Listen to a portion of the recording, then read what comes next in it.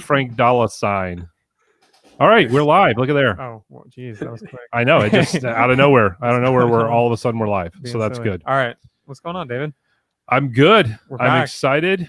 I feel like we do this every week. I feel like we do. Oh, we do. Wait a minute, every week? Quite Yes. often. Several times. Yeah. I must have missed that. And as you can see over there, we have another guy with us now. What's up? Good old What's Frank. up? We're happy to have you, Frank. Co-host. We're all co-hosts. Thanks. I am happy to be here. Dude, I like those. I like that shirt you have on. All those DJs, right? Yeah. Yeah, that's right. Legend. I'm goofing like I don't know it, but yeah, those are definitely dope. All right, let's see. We already got some comments coming in. Hey, it's Frigid Day in upstate New York. Hello, everyone. Chris, to let you know, Chris. it's a little bit frigid here too, but probably not as frigid as it is in New York. Chris, what's the weather like? I mean, what are we talking here? That we will find out real quickly. And we're while on pins and needles waiting for I know, the response. I have to remind myself, waiting. fellas, you guys are on live. You can't just kind of sit there in silence and wait for him to respond. No, it was a little cold here today too, but I mean, Big Earn in the house. Big Earn, cold Yes. as spook. Always glad to have Big Earn join us as always. Awesome, yeah. Bringing the humor to the show. All right, so real quickly, here we go. Gonna be 8 degrees Ooh. tonight. What? 8 That's wild. degrees. I can pass guy. on that. What's up, Lukey Luke? Thanks for checking What's in, up, brother. Luke? Appreciate you, man. Thanks for being on. Let's see. I'm raisin smuggling this guy. This guy. All right, so real quickly before we lose control at the beginning of the show, which we almost did last week, Almost. just to remind everybody that is watching the show, you are watching Wedding Business Growth, and we are excited to have you. Wedding Business Growth is built on 2 pillars, community and education, right? Yes, we're here to educate and inspire and grow and help you grow, and that's what it's all about. Yes, and it is our goal to continue to provide you with amazing people that help us help you. By no means do we want to be the authorities of everything. You know, we've definitely been through some things in our lives, and our businesses, but we are fortunate enough to have some super awesome, super smart people to join us that help us deliver this information, right? The more perspectives, the better. So thank you all for checking in. Real quickly, just a couple of housekeeping. If you're not following us on YouTube, we would really, really, really appreciate it if you subscribe to us on on YouTube.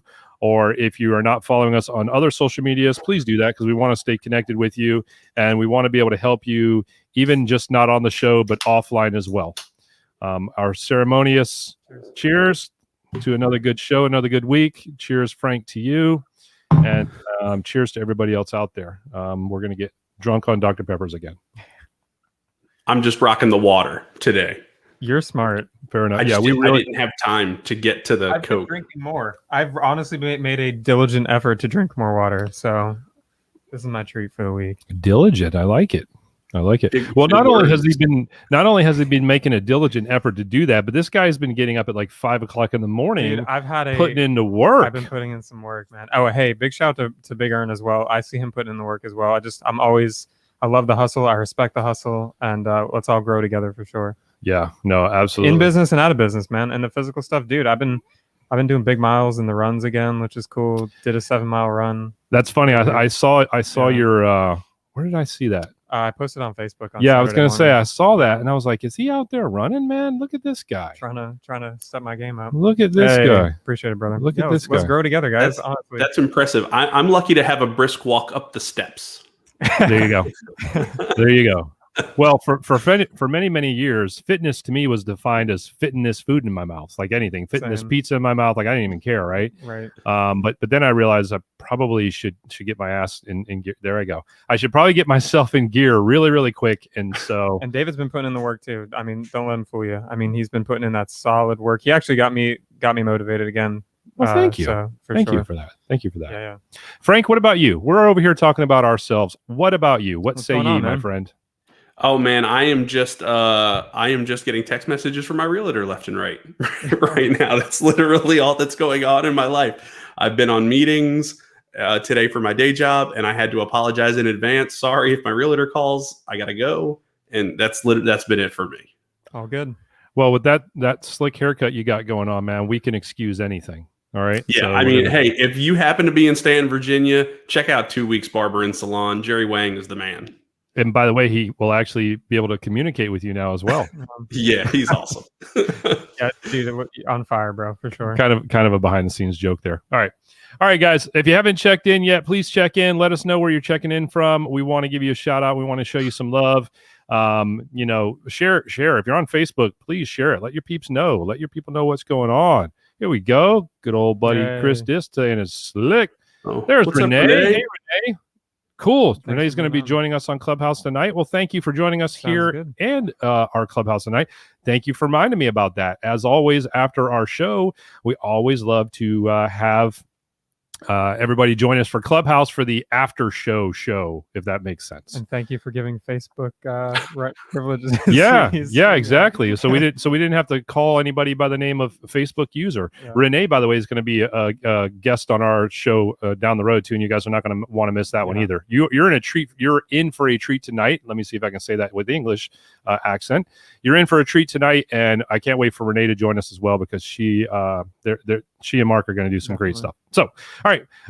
Anybody got any more things we want to talk about, or let's just jump into this? Into it. All right, No, very let's good. get it.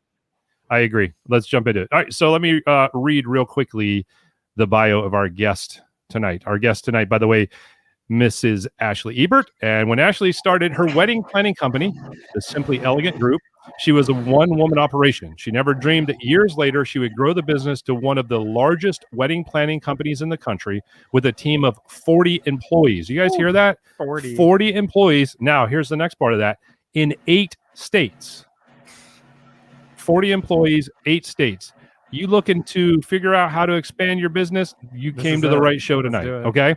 As a natural born connector, she now gets to share what she has learned through the Abundance Group, a group coaching membership for wedding pros from all around the country. Her mission is to help over 15,000 wedding pros build the business of their dreams. And I don't think that there's a better way to kind of like connect with this show than that description there. Because that is exactly why we started this show. Yes. And so we are honored, we are delighted to have our guest tonight. We'll bring her on right now, Mrs. Ashley Ebert. How are you, Ashley? How's it going? Good to have you. Good to be here. I'm excited. I love, as we were talking top of the show, like, I just love hanging out with wedding pros and helping them, build businesses. So, man, scaling, team building. I could talk all day, literally. Well, and I do sometimes in Clubhouse. That is what me and this guy up here are here for, and I'm sure that is why our audience is here as well. Yeah, so for starters, tell us a little bit more about the Simply Elegant Group and kind of how, like, where did it happen where you went from just me to all of these people now? Like, how did that process really start off? Well, I mean, for me, I always say, like, I had the ace in my pocket right out of the gate of my dad. So my dad, Dale, is an entrepreneurial business coach. He also does leadership and team development in the corporate sector. So he helps Fortune 500 companies adopt leadership models within the organization. So that combination sets me up pretty sweet to have that guy as my dad. And he and I are very close, have always been really close.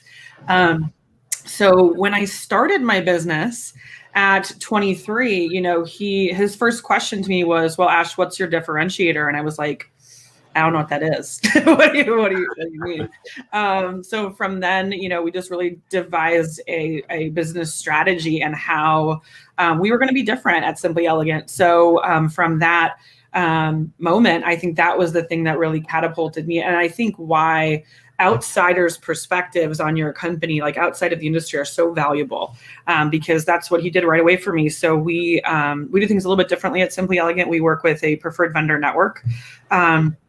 So we were really about working with kind of the mid-market, upper market, and we wanted to save them money and show our tangible value. Because 10 years ago, wedding planners weren't really a thing. About 10% of couples used planners.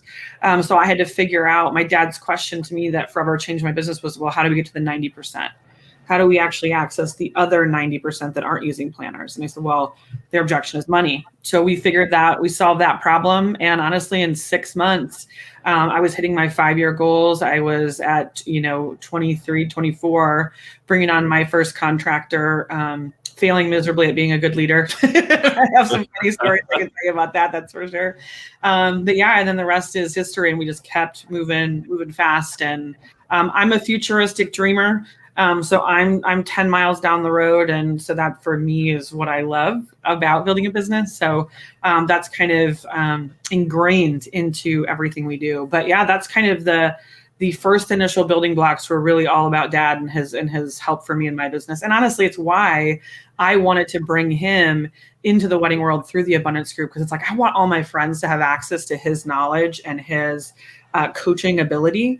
So yeah, that's where I started. And I'm like, hey, let's make sure everybody in the wedding world has a dad like mine in the wedding world, the dad of wedding businesses is kind of how I feel about we it. might all have a chance to call Dad one day. That would be super cool. Yeah, our members do. They call him Dad. Like everybody that knows him calls him Dad. It's awesome. So can we backtrack for a second, because I think when you talked about your dad asking you, what is your differentiator, I really feel like that's something that all of us struggle with as even no matter. I mean, if you're fortunate enough to get that figured out immediately, that's great. Yeah. But for people that maybe are new in their business, or kind of like still trying to figure that out, is there any kind of tips or suggestions or kind of that process that you went through that helped you define that? Yeah, this is a great question. And honestly, so because of my dad, he's a framework builder and again, a coach. What we've done at the Abundance Group is we've kind of laid out the 5 stages of a wedding business. And the first stage, we call people that are kind of living in there passionate dreamers. So it's you have a really good idea for a business, or maybe you've launched a bit and you haven't quite got traction. So we call you a passionate dreamer. The number one most important thing you're doing in this stage is creating a market-based business plan, a market research-based business plan. And what that does, it allows you to live in the real world of what your potential customer, your potential couple is really going to want. It also is dealing with real data in the market you're going to serve. So you're not guessing and spending money trying to figure it out.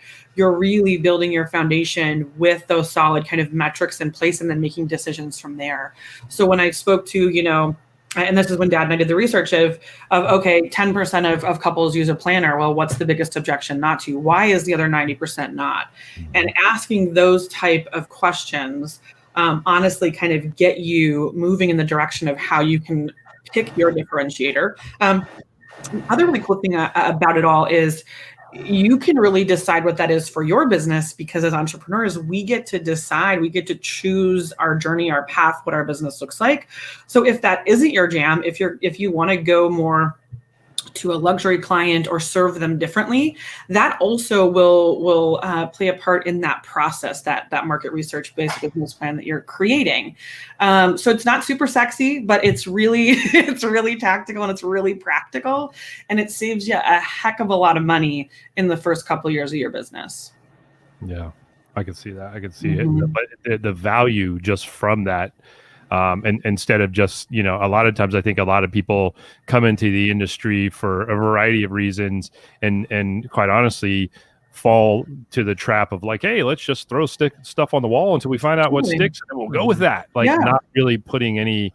There's no real rhyme or reason. Yeah, not putting any real logical thought. And I mean, I could raise my hand and say in the beginning, I was like that too. Yeah, for sure. And then over time, I realized that if I don't really figure out who my client is and figure out who I want to serve, I'm never going to attract those people in the first place. Well, it's not it just happens by osmosis. Yeah, it's not duplicatable. You might hit gold or luck or whatever, or have something work, but you don't know why. So we can't then make that work in our favor. It's not something we can, kind of put on autopilot and expect and understand. So that's the real value. And again, it's the norm. We coach a lot of pros, hundreds of pros, and there is very few that I have met that have started out their business with a market research-based business plan. So it's okay that you aren't doing that. Yeah. It's just the thing. It's like the magic thing that you can do in your business if you're in that stage. That's so helpful. You know what's interesting to me is that I kind of always use this analogy of like, I almost feel like, but you know how, well, this is probably going to sound weird, but stick with me. So when people get married and then their relationship doesn't work out and they get divorced, they have to go through this class when they get divorced.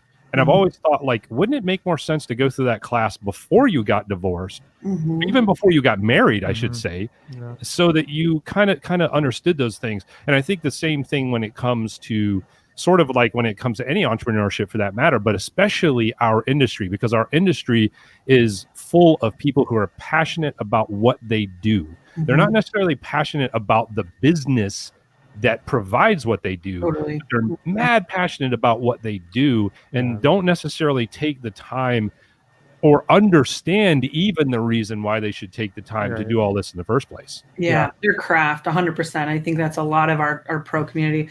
The thing that I always try to teach is that I think a lot of people feel like, you know, I want to kind of ignore it, put it in the closet and not deal with it. And, you know, I just want to do the thing I love.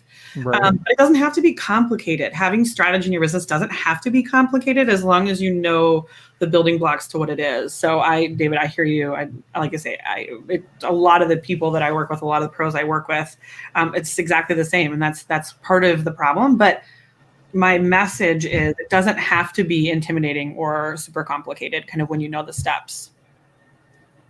No, I think that's a great point. A question that I definitely had for you, Ashley. I know failure is an inherent a part of business. You talked about your failure that you previously had. Maybe expand a little bit more on that and kind of how you came out, how you surmounted it, and the process that you took. Nick, which failure would you like? I have hundreds. Let's start with for your favorite one. For your favorite one, your favorite failure, or maybe your favorite success story of that failure. All of them. That's a great point. Of them. And honestly, you fail fast and fail hard and learn a lot, and you move. That's how growth happens. So I was on a Clubhouse hanging out with my friend Bobby, and we were talking about this idea of pitching yourself to podcasts. And I said, well, what if instead your objective was to hear no 30 times? And that was your win. Like, we're so afraid of hearing the word no, or again, like a failure, right? Yeah. I'm just like, cool. Like, let's blow through all the failures. I mean, I'm sitting here trying to talk with people that I'm like, they'll know where they're going to open the door for me. And they do, because I say like, hey, let's connect. And so I love failure. So Nick, I love this question. The funniest failure, and kind of the most where I was like, ooh, please don't ever have this air on live TV. My dad, when I started my business, I was going through a mastermind with him where he taught, he's a founding partner with John Maxwell, and he teaches a couple different masterminds, 21 Laws of Leadership with John Maxwell. And he also teaches the 5 levels of leadership. And I was going through the 5 levels, and everybody always thinks that they're further along than they actually are. I was like, I'm for sure, I try to be conservative. I'm like, I'm a level 2, I'm in my mid-20s. I don't really know what I'm doing. So one of the exercises is that you go to your team and you have them fill out a review. So they review your leadership style just to make sure like you're having a real assessment of where you're at, not where you think you are. And so, in the back of my mind, I thought I'm probably actually a 3. I'm going to say 2 just to, be conservative. And my entire team didn't even fill out the survey. And Dad was like, Ashley, that means you're a level 0. Like, you're not even. And I was like, oh my gosh. And the thing about it was we joke about it, and, we talk about it. But that for me was like, man, I have a really long way to go to be a good leader. And luckily for me, again, it's something that Dad has worked very hard with me, because empathy is a huge thing for me, but I'm also 10 miles ahead. So I'm like, I had to learn this skill of like saying and expressing why my vision was the way that it was for people to understand. I'm just like, let's just go. Like, I'm gone, or we're going. And so people were like, I can't really hop on board with you if I don't really understand why we're taking this route. So that for me, kind of having that that realization that I had a ways to go as a leader, I think is the first thing that pops into my head. And guys, now I teach leadership and team development. It all worked out well in the end, right? Yeah, And well, I would say, the thing about it is it's a skill. It can absolutely be learned, which I think a lot of people in the wedding community, they say, like, I don't want to be a boss. I'm not a boss. I don't want to manage people. I'm not good at that. But it's absolutely a skill. And I'm living proof that it's a skill. I would 100% agree that it's a skill. And I think, David, you would attest to that point about having the vision as well, where it's like, just, I'm always go, go, go. And David's definitely the one to be like, slow down, bud. Like, take it easy. No, that makes a lot of sense for sure. I'm gonna just real quickly here. I'm gonna borrow a phrase from our clubhouse that we all live in, and I'm just gonna tell everybody right now that are watching, like, get people in this thing, because you guys they're gonna miss out on some good nuggets if they're not in here listening to Ashley. And earlier you were talking about chasing after those no's, and I love that. And I can't remember. I know it was either Jim Rohn or it was David Sandler, two other people that kind of are in that John Maxwell realm, right? Jim Rohn book in this pile. Yeah.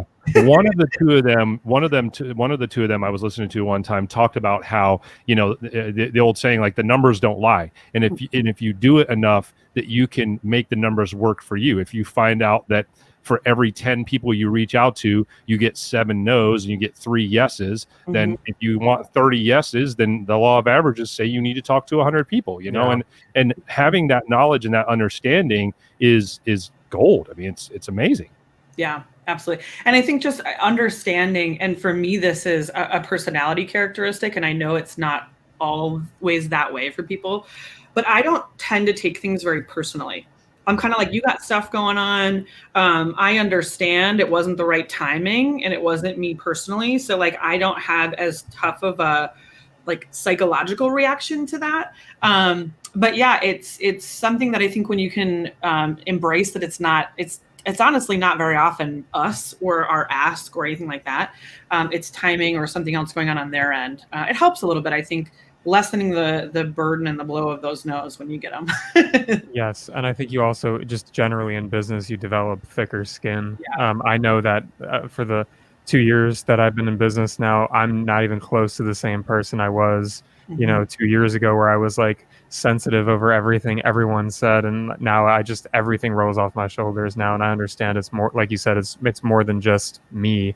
It's a whole host of other circumstances for sure. Well, I think you also were able to overcome and learn that people weren't necessarily saying no to Nick. They were saying no to the offer. Right. You know what I mean? And that was a big shift for you, because I even remember, like, early on, like, Nick would text me or he'd call me or send me a screenshot of something and be like, "Hey, do you think they're pissed at me?" And I'm like, "Nah, dude." No, I did do. Yeah. I'm like, "Nah, dude. No, it's okay. Like, you're fine." He's like, "All right, man. I'm taking all this so personal." I'm like, "Bro, get that out of your head, man." Now it's it's an unreal to see, like, the paradigm shift that's, like, occurred in my own life. So no, for sure, great points. Well, I'm sure the success you have now and the ability and the resilience you have now that allows you to be better, more successful, is prolifically different now than when you first. Yeah. I love that. Awesome. So I got a question about leadership. So leadership, right? It's a tricky thing for people to learn, and some people think that they do it really well, and they have a big group of people working for them, or that they're leading, and they don't have those skills. And then you have some people who are leaders and they don't even realize it. So when you come across these wedding professionals that you're coaching, how do you help them identify where they are as a leader, and what kind of things do you do to help them hone their leadership skills? Yeah. Love this. And we're actually building this out right now, Frank. So I love that you're asking this question. Because Dad and I are putting together, we're running through, we started in a couple of weeks, actually. We're doing a beta where it's a 12-week mastermind intensive where we take 10 to 15 business owners, wedding pros, through this 3-month experience with us, where we're teaching them leadership skills. We're teaching them, we're bringing in lawyers, CPAs, all of this to get their team kind of figure it out so that scalability is there. And the very first week, because it is the most important, is we talk about mindset. And we talk about the shift that you have to have from solopreneur to being a leader. And we all know at the end of the day that leadership is influence. If we can influence someone, if we're parents, we're leaders. If we're, in our friend group, we're leaders. Like, leadership doesn't have to be this thing that a boss has, then that negative quality nobody likes. Like, leadership can be this really beautiful relationship. And like I say, and this is, very Maxwellian, John Maxwell, like, leadership is influence, right? But I think the thing that and this is all from my dad and kind of what he's taught me, the thing that I think the biggest shift you can make if you're looking to jump into building a team is, instead of thinking of yourself as a boss, you think of yourself as a coach, and you think of yourself as, how can I equip and help my team thrive in this environment? And that mindset shift, I think, for a lot of business owners, one, it aligns a lot more with kind of the type of leader we want to be, because we've all had that bad boss. Nobody likes that person. Nobody wants to be that person. I was about to say, no one wants to be that. No one wants to be that person. But if you switch your mindset, and I'll tell you, you'll get 10x the results, which is the really cool side effect too. But if you can switch your mindset to instead coaching and helping your team develop not only within your business, but personally, they are more loyal, they are getting better results in their life, and they are going to be along for the ride a lot longer. And like I say, that switch, there, we can definitely go, deep into that, and we do that in the beta. But that's I think the number one thing that I think honestly gives a lot of people relief when they make that switch, because it doesn't feel, the negativity of being a boss kind of evaporates, because now you're framing it like, how can I help them, and what can I do to get the results that we both want? So that's the biggest thing, Frank. And I hope that answers your question, but I think that's one of the biggest things when we're doing that as leaders, and we keep refining. The other part of it is I've been in a leadership role in my organization at Simply Elegant for, almost the whole time I've had the business. And now there's, 40 plus team members, and I'm still refining. I don't get it right every time. But hopefully I've built a relationship where my team really understands if I have a bad day or I make a bad call, the intention behind it was good. And when you've built that trust and you're really here to build them up, you inherently have some of that trust and are able to move through some of the more challenging conversations a little bit easier. So like I say, Frank, I don't know if that answers your question, but that's kind of the biggest thing I talk about. Yeah. I mean, when I think about leadership, and I've been in a lot of different leadership roles for my day job, there's a difference between like wanting the responsibility and respecting it. Yeah. And that's a huge difference in mindset. If you want the responsibility, you just want to be a boss, and then you're going to be just a boss. Right. But if you respect the responsibility that has been given to you as a leader, whether it's in your own business or somebody has given it to you, you take a different approach, right? And you elevate people differently. And like you said, you coach people. So I was just like I said, I was more just curious, like when you come across that person, right? And you're just, they think they're in a different spot than they really are. It's like, how do you guys nurture them? And I definitely think you answered that there. Yeah. Like I say, that shift, I think, is just, it kind of permeates all the levels of leadership. It also permeates all the laws of leadership that John talks about too. So and like I say, I think a lot of people feel relief when we talk about it that way versus like that authoritative leader. Like no one loves that authoritative leader. That's not fun. Yeah. But yeah.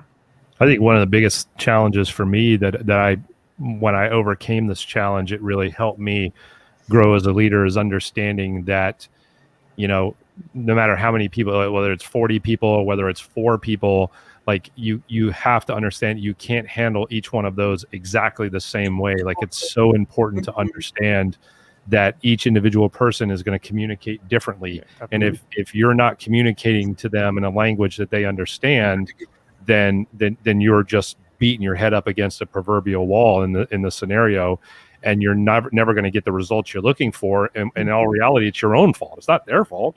It's your own fault because you're not really communicating the way you should be. And that was a big hurdle for me to overcome, to be honest with you. Well, and that still has that layer of being a coach, right? Because like you think of a coach, like I was a really, really big soccer player for like 20 years. I was coached and trained differently than, a different member of the team. Like I had different skills and different strengths that a good coach could nurture and understand. But when you kind of treat everyone the same, like you're just not going to get those powerful results. So David, I think that's exactly what you do when you're coaching as a leader. Yeah. Yeah. Mm-hmm. Well, let's kind of dive in a little bit to the topic of kind of what we put out there about, kind of knowing when it's time to grow, like when it's time to grow. I know one of the pointers that you talked about was knowing your numbers. So maybe let's start there and kind of go from that. Yeah. And so this is kind of for those audience members that are like, they're seeing the results in their business and they want to like capture, I think, especially right now in our wedding world, 21, 22, 23, like we know this wave of weddings is coming, because I always say, we are lucky that we actually have delayed revenue in our industry. We don't have lost revenue. Like the corporate sector, you have an annual gala. They're not doing 2 of those in 2021. Yeah. They're doing 1. But for us, a lot of our clients moved. But what that means is we're going to have an influx. So I'm loving so much that people are starting now to think about, do I want to have a team so I can potentially do multiple events? I know a lot of DJs here, so obviously that's already something that everybody's doing. But I think, cash flow was our problem in 2020. I think time is going to be our problem for the next 3 or 4 years. And building a team is the best solution for that. And doing it now and getting ready versus trying to do it and catch up is really key. So that's why I'm really passionate about this conversation. And why, David, when we were talking, I was like, perfect timing, I think, for people that are thinking about this. But this is usually for, the wedding pro that, has enough leads. The lead gen, the sales conversion side isn't as much of a problem. I talked about kind of at the top of the show, like the 5 stages. So this is probably more someone moving from the 3rd stage to the 4th stage. So we talk about an intentional connector who's really, figuring out their marketing strategy and their sales conversions, and then a resourceful accelerator who's automating and systematizing their business. And this is like exactly this conversation we're going to have is like perfectly aligned for those stages. And really it's like that, how do I scale? What am I going to do? What does this look like? And there's 3 things that I love to have people kind of audit. So that's, like I say, in this 4th stage. The first is to really know your numbers. And this isn't, again, this doesn't have to be a super complicated thing. It's just allowing yourself to work within the confines of like what's actually happening in our business, not the emotional thing or the intuitive, how I feel like our business is going, because that's again where we can spend some money or time that just isn't effective. So when we're talking about our numbers, it's things like, our leads that come into our business, qualified leads. So those 2 things are different. Leads are like, people that either couldn't afford your services, you're booked on the date, that doesn't really matter. Qualified leads are like someone you could book. The conversion to then having a conversation and then booked. So you want to know all 4 of those numbers. Your sales conversion percentages, you want to know what those are. Also, you want to understand the cycles and seasonality of your business. And uniquely in the wedding world, we have a very seasonal business. No matter where you are in the US, we tend to have a peak and off season, a sales season. And the only reason that this is important is because when we know these, we can then control the dials of what we need. So if we're going to build a team and we know we need more weddings, well, we know we need more qualified leads in our door. How does that happen? So it allows us to make, decisions based on things that we can control. So knowing your numbers for me, and this doesn't have to take a really long time.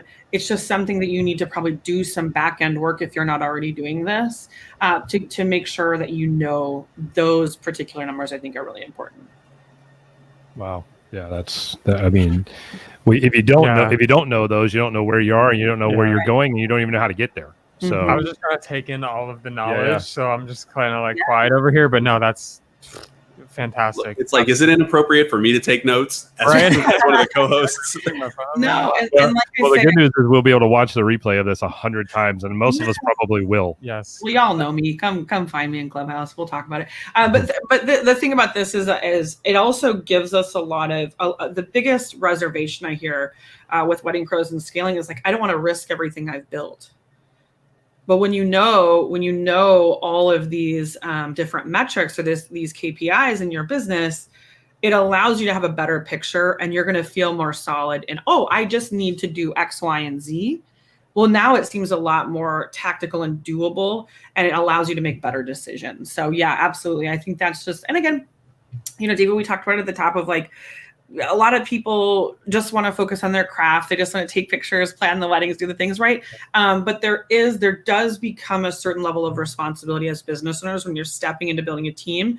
You're not just affecting your life, you're oftentimes affecting others and other people's income. So we want to kind of shift into this a bit more, I don't want to say mature perspective, but a little bit more intentional perspective, I guess. Calculated. Yeah. Well, and I've always felt like there is like this inherent responsibility for all of us, for the industry as a whole. Like there's these ripple effects that sometimes people don't think about when they don't choose to actually treat this like a business, because there are so many people out there that are treating it, not just treating it, it is a business. For a lot of us, it's our livelihood. Like this is how we take care of our families. And so if there are people out there that aren't at least half-assed trying to do that, then the ripple effect of what that causes, regardless of whether people say, well, all I care about is me and my family anyways. Well, I get that mentality, but at some point you still have to have a respect for the industry as well, because I've said this a million times. I mean, again, we still deal with a very ignorant client base. Like a lot of people coming to us are the first time they've ever done this. They don't know any better. And so, we don't want to take advantage of those people. We want to be able to take good care of those people and almost hopefully create like some of those legacy type relationships and things like that, knowing this stuff allows that opportunity to happen. Yeah. And one thing that I would just say to add to that, just to some previous points, I think our passions bring us into the industry, whether it's DJing, videography, photography, planning. But I think a passion and love for the business eventually needs to take over to help continue to sustain that, for sure. I noticed that when I fell in love with the business, like it changed completely. When I fell in love with the process of the business and the numbers and all of this stuff, my mindset completely changed. And I can totally attest to what Ashley is saying, for sure. It's like a personal relationship. I mean, when you first meet somebody and you all fall in love and all this crap, like everything's great, hunky dory. But like the longer you're around each other, the more the walls start to come down, and then you start to realize, oh wow, maybe there are some things that what I thought was really cool in the beginning, maybe I didn't really look at them through the right lens. Now I have to find another reason to either stay or go, so to speak. You know what I mean? And that can happen professionally as well. I think too, the really cool thing is when you're doing this, you can, in entrepreneurship for me, like I want to build a life where I love every minute of it, like at all possible. Like exactly. If I could sit and talk on these types of things, hang out on podcasts and Clubhouse like all day, like, yes, where do I sign up for this? When you know your numbers, you know your ability to outsource the things you don't want to do. So maybe doing some of that work on the front end that's like, oh, this is not fun or sexy, I don't want to do this. It's going to allow you to understand and feel confident in your decision to outsource someone for social media or whatever that is. Those moments you don't necessarily like doing, this is kind of that same time where you can really be empowered in doing that and not risk the business. So I think also really important. That's a fantastic point. I think one of the this is kind of a sidebar here, but it's something on my mind I wanted to get your opinion on real quick. I think one of the biggest apprehensions to growth and one of the biggest reasons why, just real quickly, hey Ron, good to see you. Thanks for joining us. One of the reasons why people are apprehensive to growth is because there's such a level of, number one, creativity, number two, type A personality within our industry, and the proverbial "no one's going to do it like I do it" kind of mindset. Definitely. And to be honest with you, again, if I think back to when I first started bringing people on board, like that was one of the first things I had to really teach myself to get over really quickly. And I was like, I don't want people I finally shifted my mind and said, I don't want people to do it like I do. I want people to do it the best that they can do. And then I want that to resonate with what we as a group are putting out as our business. But I mean, just along those lines, I mean, what are your thoughts on like addressing that situation where it's like, hey, I'm a creative, nobody's going to do it like I do it. Well, if you're not willing to scale, then you're in trouble, kind of a deal. Yeah, well, I would venture to guess, David, that you probably have someone on your team that's better at the thing that you thought no one would be better at you then. Oh, yeah. Like I have planners on my team. Like I thought I was a good planner, and then I hired really good planners, and I was like, oh, this is what it's like to be a really good planner. Oh my goodness. And it is a semi-humbling experience. And I was like, oh yeah, that's just not something I expected when I brought a team on. But I will say definitely 100% people in my team are much better planners than me. And the cool part about that is then I can play to my strength. I can go, and that's kind of the next thing we're going to talk about. I get to live in the lane that I love and that I'm really, really good at. Because when you're a solopreneur, you are wearing all the hats. You're doing all the things. And I'm going to venture to guess that half of them you don't love. There's some that you do. There's some that you don't. But when you're able to get over that mindset shift, the other thing I talk about here that I think kind of helps, because the biggest concern is like, if relinquishing control, what if someone screws up and like kills my brand's name? So I have kind of our students ask 3 questions of themselves. 1, do I love my business? Usually the answer is yes. Do I work hard for my business? Usually the answer is hell yes. And 3, do I have a great rapport with my clients? Yes. Well, you can probably outwork and outrelate and outserve anybody's mistakes. That has always been the experience I have had, in especially when I was newer in business. And the other thing is like, you don't have to hand over the keys to the kingdom overnight. Like they're not going to do all the things in your business. They're going to do the things that you give them control over. So some of that client relationship does need to be earned a bit. And that's our part, again, as discerning leaders to know what should be handed over and what shouldn't. A lot of people think, or I've heard some people say like, I just want to give over sales. And I'm like, let's be intentional when we give over sales, because that's the profitability of your business. So before we just, say that's the thing I don't like to do and I want to hand that over, let's have them earn the ability to do sales for your business. But a lot of the times with, if it's someone DJing for an event that you have, if you're as the business owner having and building that rapport with that client all the way up until wedding day or before, or if there's some snafu with a timeline or a missed email or whatever, you're going to be able to outwork that mistake. And so, like I say, if you're really a big yes and all those things that you love your business, work hard, and have a great relationship with your clients, be confident enough in yourself and your own ability that you can outwork someone's mistakes. And honestly, they don't happen very much, because when we onboard good people, they're really trying to prove themselves. Because they want to have a future in our companies too. So, like I say, I think it's just getting over that hurdle and that mindset block of having someone come on and have control. But usually that, like I say, those 3 questions, people are kind of like, oh yeah, I am good at the work that I do, and I have a good rapport with clients. So that gives them kind of solace to be able to take that jump. Wow. Ashley, I just have to go back to a point that you mentioned about having a planner that was better than you. David was actually here for this. I do videography and editing, obviously, is a huge time sink for a lot of videographers. So one thing that I told David, one of my biggest problems was, editing. It takes me hours and hours and hours to edit.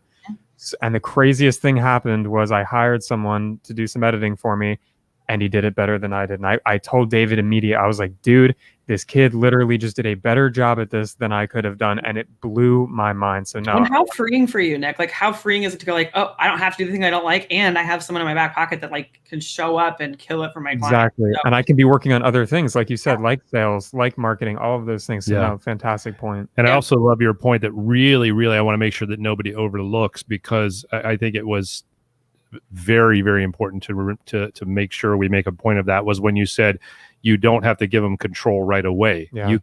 You can ease people into the process. You know, you want to grow with intention. You want to grow with the long game in mind. I mean, we always use the phrase, you want to play chess, not checkers. Don't worry about that one-time thing on taking a chance on somebody that could put you in a position where you have to outwork, outtalk, out this, out that, those individuals.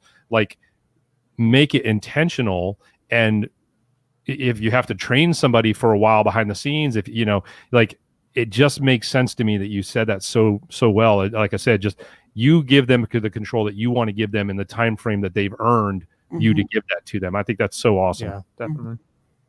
Well, like I say, building a team and it's like the leap you took to like be in business on your own. Like, that was a big deal. Yeah. That's kind of the next big hurdle, is like bringing on other people onto like our bus, like going on the journey with you. Like, you know, it's kind of the next big thing for our business. And I mean, my life has been absolutely turned upside down from team, and in such a beautiful way. Like, I'm salaried through the work at Simply Elegant. I work about 5 hours a week at that. My husband stays home with my daughter. It affords our lifestyle. And there's no way that would have been possible if I didn't step into the idea of having other people a part of the journey with me.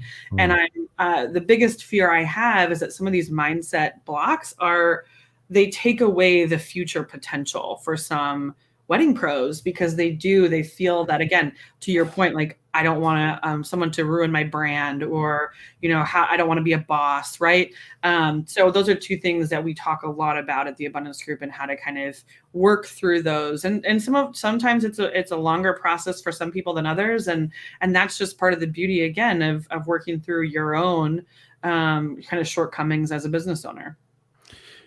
And I think one of the key things when you think about expanding and bringing on team members is, and I think you mentioned it, is remembering that you want to elevate their voice, right? Yeah, you have a overall business model that you want everybody to stick to in some way, shape, or form, but you don't want them to be just another Frank. You don't want them to be another Ashley. You want them to be whoever they are, but delivering the product in the way that you would like them to deliver it. And so it's empowering those staff members to do that, earns their trust, and then they deliver better for you. And it's not like, oh, I'm not going to show up this weekend, I'm just kind of done, and leave you out to dry. That's not their approach. They're in it just for you and your business, just like you were saying. And I think that helps to make sure that you're not only bringing on good people, but then it also helps to know, as you can release them, you see it. You know, it's like they're finding their voice within my framework. Absolutely. Give them more. Well, and Frank, I'll say too, a lot of people think like, it's my business. I've heard like, it's my business, it's my baby, like it's the thing I created. But like, my managing director at Simply Elegant, she loves my business just as much as I do, if not more, now in this season. And that is a really cool thing. She is so invested in building it, in the growth, in the team, in leadership, and all of this. She's just like, she lives and breathes it too, and she loves it. And what a humbling experience for me to have someone treat it with such respect. And like I say, it's one of the, besides being a mom and a wife, the number one thing in my life is to watch my team thrive, personally, professionally. And that, like I say, it's just, there's nothing else that compares to it, because it's something that you built that's allowing someone to have the life they love as an employee. Like, I get emails from my team that, you know, a lot of people have to be business owners to be wedding planners and to be salaried in the wedding world. Like, that's not a common thing. So they'll email me and they say, I'm so thankful to have a job that I love to do. And that nothing lights me up more than those emails from my team. And I couldn't have had that if I would have said, you know, in my 20s, like, man, I just want to do my 20 weddings a year. I'm just going to keep upping my rates and things like that. And there's no shame in that. Like, if that's how you want to grow your business, 100%. For me, the joy that I get and I'm a people person, I'm a connector. I want to, you know, do that kind of stuff. So that just fit so well with me. And I think that resonates with a lot of people, but it is just a couple of things that get in the way before they take that jump. Absolutely. Mhm. Earlier, you were kind of alluding to strengths and weaknesses, which I think is the next pillar of this understanding this process. So, yeah, I mean that obviously is something that's so important, and as a leader, it's a humbling thing too when you realize that maybe some of these things I'm not so strong at, and I need to assess that and be okay with that. Yeah, this pillar is interesting because you hear a lot of advice on when you're in this idea of building your team. And for us, at the Abundance Group, we think of team, yes, it can be like staff, employees, contractors, but team in a broader sense for us is anyone that has impact in your business. So this is also service providers. Again, these are like social, anybody, they don't have to be like employed by you or, get a 1099 from you, things like that. It's anybody who influences your business. They're on your team. But one thing I hear a lot about making this decision of offboarding tasks onto other people is, you make a list of your strengths, you make a list of your weaknesses, and you give away the weaknesses to other people. And I agree with that with a small caveat. And we kind of touched on it earlier but be intentional about the profitable tasks because people need to earn those. That isn't something because it is the lifeblood of your business. And this is mostly derived around sales conversations, lead gen, like those things. Like we need to keep those close to the vest because those are the things that control very directly the success or failure of our business. So absolutely do a strengths and weakness kind of audit for you, what you love to do, what you don't like to do. And often, oftentimes my dad is so my dad was actually involved with Gallup when they built Strength Finders, like the thing that everybody has taken, millions and millions of people have taken. He was involved in that. So he's a strength-based business coach as well. So he teaches you to adopt that within your leadership style. Oftentimes with our strengths, inherently, we're good at the things we like to do because no one loves to the thing they keep failing on. It's like, this feels good, right? So inherently that's something that you see very often in the real world. So you're making these kind of strengths and weaknesses or likes and dislikes audits in your business. But the one thing I will say is let's just make sure that we're protecting those very, again, those profit driving tasks that we do.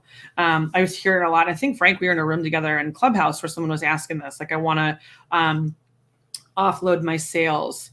And my reservation was just like, actually it turned out that it was a lead gen issue and not a sales issue. Cause he's like, well, I'm on the phone and I convert at, it was like some ridiculous, like 80, 90%. And I was like, well, you certainly don't have a sales problem if you're 90% when you get them on the phone.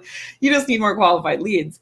But the thing is, if he would have, imagine in that scenario, if he would have given the sales portion to someone else to do, one, there's probably very few people that could pick up at that ratio for him. Right. But also, then where does that leave him? If it isn't something that, that they can do as well as he does. So that's the only caveat I really have around that is any of those profit driving tasks. Let's have people on our teams earn those. That's one of the reasons why I think we need to be so passionate about the business side of what we do as we are about the creative side of what we do. And I will preach that until people kick me off the stage and say, quit talking, David, because that example you just gave, that could have potentially been a dire mistake that gentleman would have made because he thought it was one thing, but like you assessed, it really wasn't that your sales was an issue. You just needed more qualified leads to convert into sales. Yeah. So let's fix that process. Yeah, and I will put you back up on the stage if people ever take you down, because I could not agree more that being good at the business side. And again, a lot of people are like, oh, it just seems so difficult, or it's not my knee-jerk thing to be good at it. That's not my skill set or my strength. And it's like, it doesn't have to be complicated. We just have to set up some frameworks that can allow us to really assess things. So it doesn't have to be like you're spending 80% of your time working on building your business let's go have you do the thing you love. Again, to the whole point of this, I think entrepreneurship should be like, let's figure out how to do what we love all the time. Yes. But it is really important, especially in this stage that we're talking about, when we're making those audits and those assumptions, and we're automating things, that we're doing it the right way. So it's a really critical time in our businesses. And I think even more so to this point, like for me, if I go back to the beginning of me getting into doing what I do, like I am naturally a very introverted person. So the biggest hurdle I had to overcome was not knowing anything about business, but was being able to be on stage with a microphone in my hand and, music in my hands and not be throwing up all over everything because I'm so damn nervous, right? Like that was the biggest hurdle for me to overcome. I'm like, I got all this business stuff. I'm good with that. I love figuring out those problems. And so now look at you. I don't know. I still get nervous. I'm not gonna lie to you, man. I still get nervous. I hope I never stop, because that's what's kept me grounded and kept me remembering that, just as quickly as this was given to me, it could also be taken away from me. And so I will always stay grounded because of that. Love that. Yeah. All right. So third pillar is our needs. What do we need? Yeah. And this is kind of that same thing of like, really understanding, to the sale, like I think the sales conversation we just had is a perfect representation of this. Is like, how do we really know what our business needs to thrive? When we know our numbers, right? When we know where those dials are sitting, and we know the things that we don't love to do, and maybe they aren't the profitable ones. Again, I'm going to use social media. Everybody wants to outsource social media right away pretty quickly. So I know the audience well. So, that's the thing we don't like to do. When we do that, well, what actually moves the needle when we do social media? I don't want to spend $1,000 a month hiring a social media manager if they're just going to like posts and there's no strategy behind it. Like, what moves the needle for your business? So again, when it comes to knowing your needs, like when you are, and again, let's use Instagram to make it very tactical. Where they're not just liking or commenting, they're engaging, they're building your ideal client base, they're engaging in DMs, they're doing things that actually move the needle, that actually matter, the things that your business needs, and not just the surface things like getting more followers, for example. Like if your want is more followers, that's actually not what your business needs. Your business needs money. You need to make money.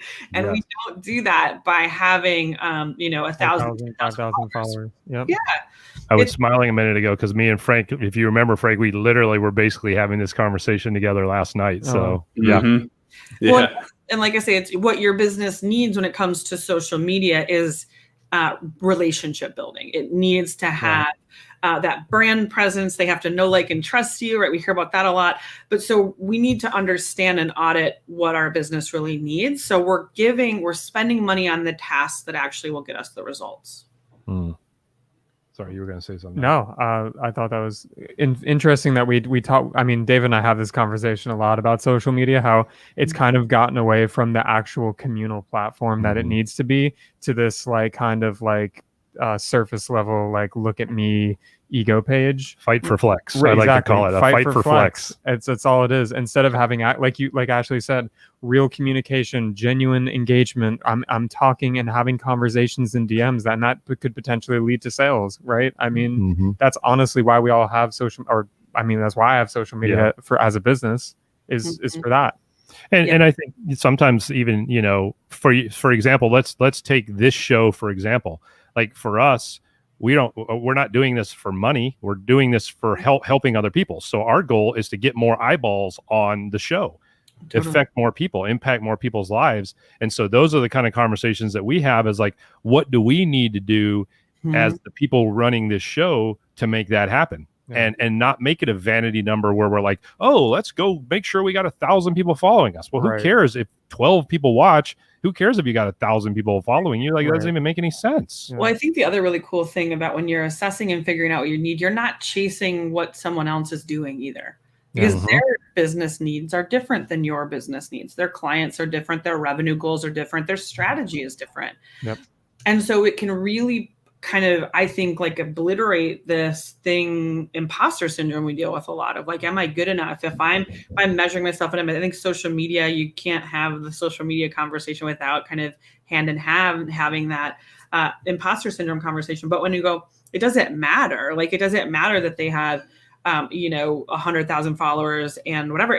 What matters is, are they making any money? Like, and we don't know. And what are their goals in business? Like, we're not running in the same race necessarily. So why would we track our times and how fast we are, right? If we're doing things differently and our goals, our end game is different, then there's no reason to compare ourselves in those journeys. So I think when you know your needs, that it's just super, super helpful. Again, when you're investing, typically a monetary, you're investing in paying someone for their time or things like that. Like, let's do the things that actually matter to us, our business, our clients, our strategy overall. Yeah. So, and when you're talking about things that people need, do you guys have the conversation with, and I'm guessing you do you have the conversation with people about, like, when you think about outsourcing, like weighing the cost of the outsource versus the time saved and determine which one is more valuable to that business owner? Like, how do you go through that conversation with people? Absolutely. Absolutely. So, I mean, and this, again, when we're also talking about knowing your numbers of like seasonality and things in your business, that's great from like a wedding season, but also like seasonality in your life. Frank, you're moving, in a house. Like, I'm a mom. Like, we just have different things in our life that affect how our businesses show up for us. So that's a huge part. Like, a lot of my friends are planners in the industry. They're going to have, kids or their second round of kids, like 6 months pregnant to, a full year of that. Like, time is their most important resource.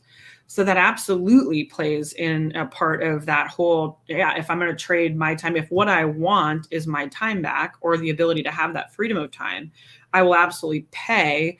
And again, you may not see a dollar for dollar ROI, but you need to think of your resources in a complete fashion. So again, your time, your money, your connections, your strengths, all of those things definitely play a role in outsourcing. And again, that's part of it. And that's okay. Like, if you want to just pay someone to do something. I mean, I'm at a point in my business now where, Simply Elegant is very profitable for me. The Abundance Group isn't as profitable as Simply Elegant. I mean, of course, that makes sense that it's Dad and I, and we've been doing it for a couple of years.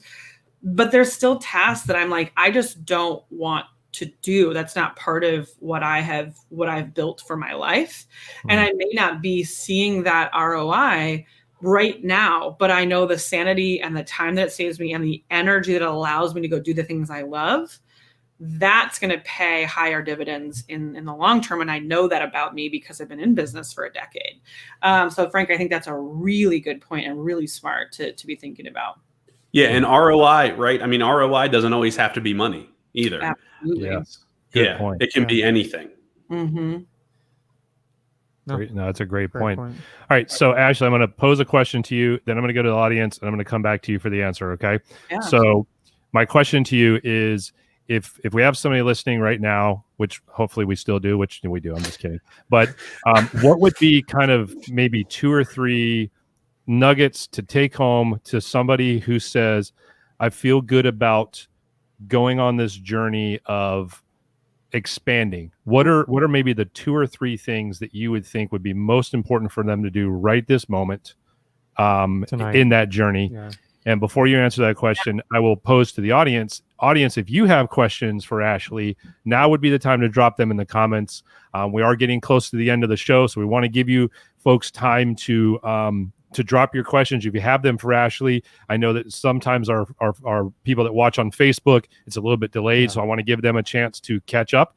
And so if you have questions, please put them in the comments, no matter if you're watching on Twitch, YouTube, or Facebook. We'll address your questions with Ashley. Now, Ashley, I'll kick it over to you for that. My answer is actually the same for anybody in business, whether or not they are in that stage where they're looking to expand. For me, it is prioritizing growth and prioritizing learning, education in your business on a weekly basis will change your life. And it's honestly part of the mission that we have at the Abundance Group. Like we give our members, we give them resources every single week because we understand the practice of, again, learning new information, learning strategy, implementation, tactics, things like that. And with that, oftentimes when you're prioritizing education, and if that's hey, watching a show like this every single week, putting it at the forefront of your mind that you're learning and growing. And I don't care where you're at in your business. And I'll tell you, some of the most successful entrepreneurs do this all the time. They talk about that education and learning and growth is a priority for them. And then obviously you can move that range to the thing that you're most excited about in your business. So if it's team, if it's marketing strategy, if it's whatever, sales convert, whatever that is, taking that time to then learn about the thing that you're struggling with in business. That's the magic, but making this a weekly priority that couldn't, if I had to like bestow one thing and give every entrepreneur, like put that in their brain that they did that and that they made that a habit, it's a game changer. It's an absolute game changer. And again, it's why we set up the membership the way that we did, because we know how valuable it is. What happens inherently when you do that, and it's actually a Jim Rohn, throwing it back to Jim, really he talks about, and a lot of thought leaders do this. They talk about the 5 people that are in your inner circle. John talks about this a lot. John Maxwell talks about this a lot. They mold who you are. Yeah. And if that's an educator, if that's a coach, if that's a member in your community, if that is a podcast, a host, whatever that is, bringing them close so they can influence your business and having that be someone that you align with from a value perspective, you love where they're at in their business. If you can bring them close and have them influence your business, like I say, magic happens. So making education a priority from an educator that you really admire or like what they have done in their life, that's the thing I think that will absolutely drastically change your business. That's so powerful. I know my I do myself too. So it's not just for sure. My mother had always told me that as a kid, like you become who you surround yourself with. I was like, oh, Mom, you don't know what you're saying. And here I am. Yeah. 25. Yeah. I was going to say, like, it's crazy. Totally. Like you would think that, like some of the biggest fears that people have, like, fear of dying on an airplane or fear of snakes or fear of public speaking. Like, honestly, for me, the biggest fear I have, and I don't mean this arrogantly, but my biggest fear is being the smartest person in the room all the time. Like, I don't ever want to be the smartest person in the room as often as I possibly can. Yeah. Like I'm not afraid of being that dumb guy in the room that is like, hold on, let me look. What are they saying? What is this? What the hell are they talking about? Like, I am not afraid to be that guy at all. Yeah. Well, you're the one that has growth potential. If you're the smartest person, like that's it. That's all, folks. Like, again, how boring is that? For me, like surrounding yourself with just brilliant people, like I couldn't it's why I like Clubhouse so much. I mean, you sit and you listen to some of these teachers and you're like, oh, just hold on, say that again. Let me write that down. Right? Yeah, I love it. So we did have a question come in. Do you require your employees to have a wedding planning course before you hire them?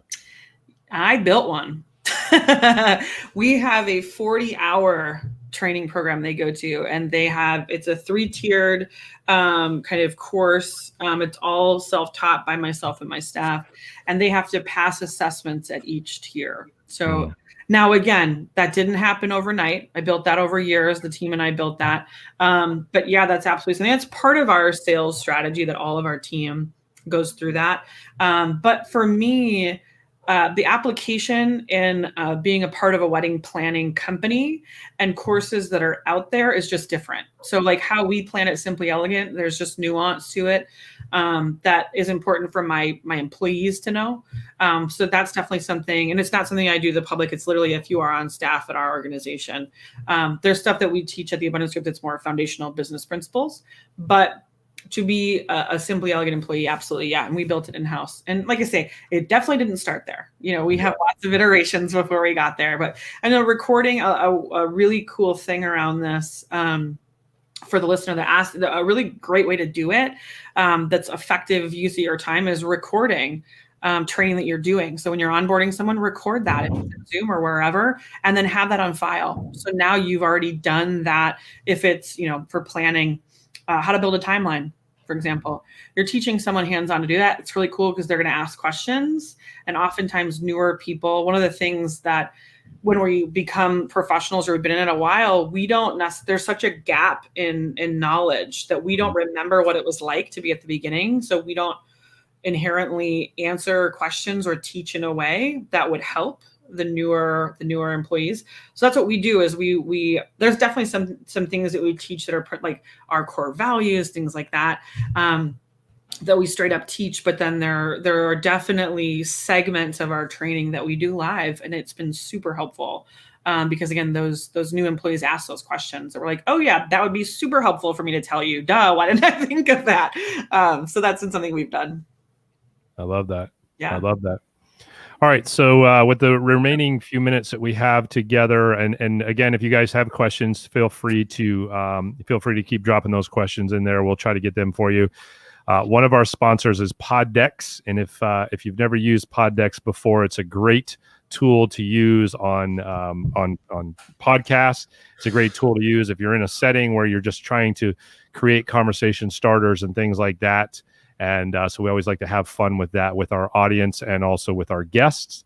And Frank, you are going to be considered one of our guests today as well. So you get to answer our questions with us.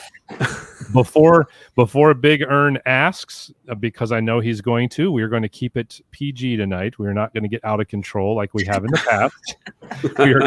We are going to keep things a little bit. See, no, look, I told you. I knew it was coming. I knew it was coming. You said at the top of the show, and I was like, "Oh, I need to keep this for sure PG then," because I'm actually not on Clubhouse, but my husband will tell you I swear like a sailor sometimes. So okay, I did a very good job today. I recant my last statement. Recant my last statement. God. We are now going to go full on. Should have kept that in. You should have kept that to yourself. This is really bad. This can get. We are going full on now with these. No, we're not going to do that too much to you, but have fun. Absolutely. Enjoy it. It's absolutely fun. Have fun. Yeah. Disney All right. reading, yeah. I've got a good question already. You ready? All right, cool. Yeah, let's have you start it up. What magazine would you like to be on the cover of? Ooh. Is this a Frank question or both of us? This is for both of y'all. Yeah, no, it's for everybody, the audience and both of you. This is for everyone. I don't know if I have an answer to this one. Frank, do you have an answer to this one? Yeah, I mean, I'm like a diehard sports fan. I would want to be on like ESPN, the magazine, or Sports Illustrated. I don't know what I would be on there for as a wedding pro and a social worker, but yeah. I am as much as people have seen me on stages and Clubhouse and stuff, I am not a spotlight human. I'm an extrovert, but I love having other people be in the spotlight. So I would say something about my team would be on the cover of something. That's cool. Wouldn't me or making Dale, my dad, be on the cover, because that would just be funny. That would be awesome. Beards and buns. Look at this. Beards and buns. Too funny. I actually like DJ Chris Disk's answer, Forbes, but maybe for me it would be Entrepreneur Magazine. I think I'd enjoy being on that one. Cool. They're fancy. Yeah, that would be cool. All right, so here's my question. If you were to die and come back as a person or thing, what do you think it would be?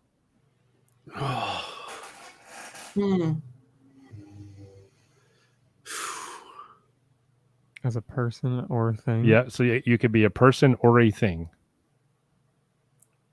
I want to give you some really thoughtful answer. Yeah. The only thing that comes to my mind, because I'm getting a puppy in a couple of days, I'd want to come back as a dog, man's best friend. And you my dogs are family members, they're humans, but that's the only thing I can think of. Cool. No, I love the knee-jerk reactions. Yeah, that's the cool thing about these is just asking the question, and whatever the first thing that comes to mind is, we go with it. That's the fun thing about doing it. I got to be honest. For me, I know this is going to sound really funny, but I'm a diehard guitar player, and I would absolutely love to come back to life as Jimi Hendrix if I died. That would be cool. Jimmy is I've got a tattoo of Jimmy. That's my guitar idol. That's cool. Something. So this is a very weird tangent, David.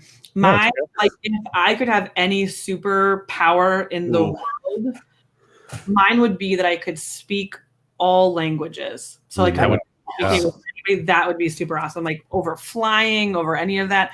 So maybe I'm gonna take what Frank said, and I'm gonna be like, whoever could speak the most languages in life, like I would want to be that person. That would be super cool. Yeah. So would you be like C-3PO then? Like a 'Cause robot.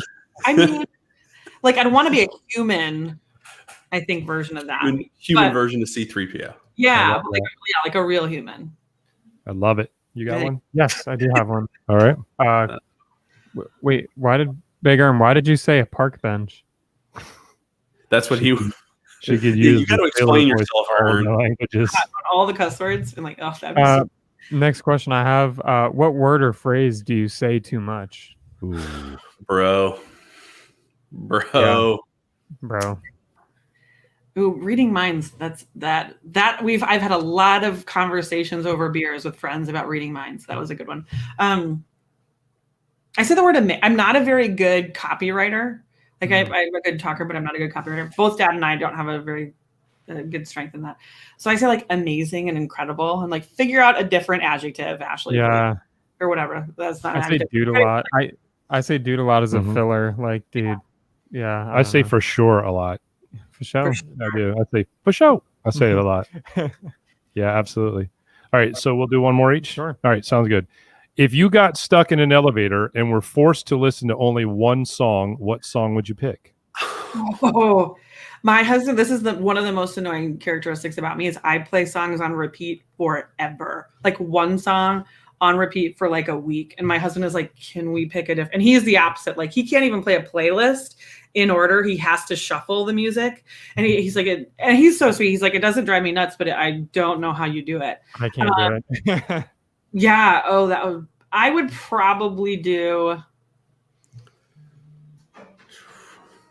And this is the nerdy, and I'm talking to DJs. This is nerdy. You guys are gonna hate this answer so much. Probably a Michael Bublé song. There you It go. reminds me of my grandma, who we had this conversation about over here. Mhm. Yeah.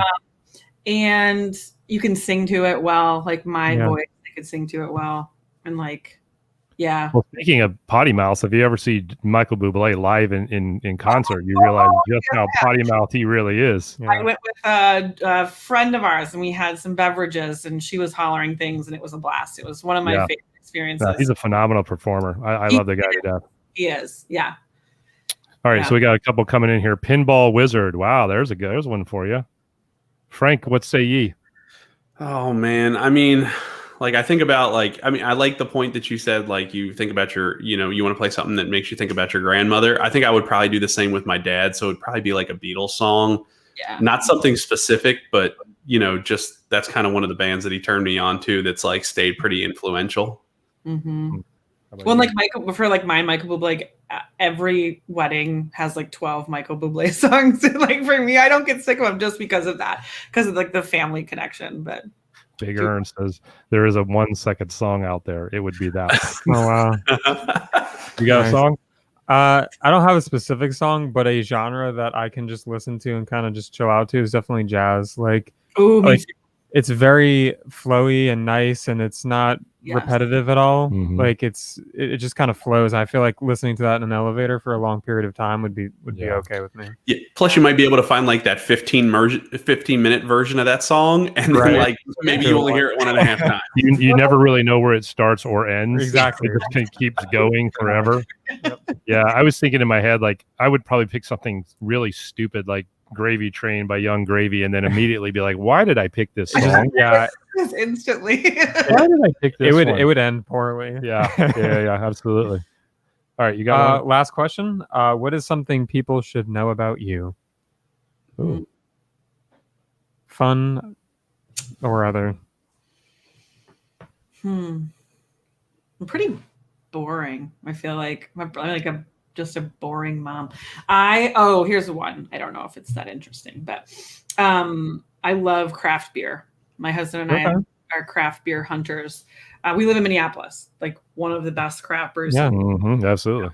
I love the craft of it. I love the art of it. I love talking to like brewmasters and like why it's just such a fascinating, and tastes amazing. I'm gonna have one after. I wasn't gonna. You guys were Dr. Peppering it, and I was like, well, okay. Yeah, you're like these guys are boring. Why did I sign up for this show? Frank, what about you? This guy. Wow.